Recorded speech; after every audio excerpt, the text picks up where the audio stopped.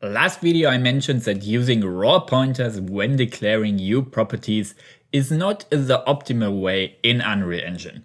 When declaring a class member that is a pointer to another object, you should use TObjectPtr instead of a classic raw pointer. But why? The benefits of using a TObjectPtr are mainly during development and debugging of your game.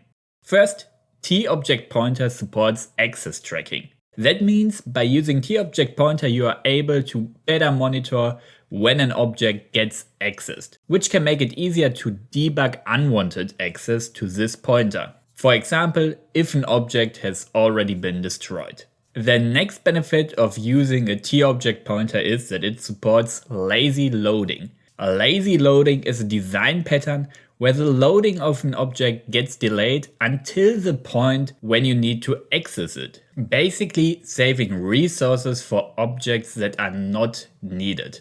However, using TObjectPtr is only useful for member variables. That means if you have to return your member variable in some method, you don't have to return it as a TObjectPtr because there are no real benefits of doing it like this.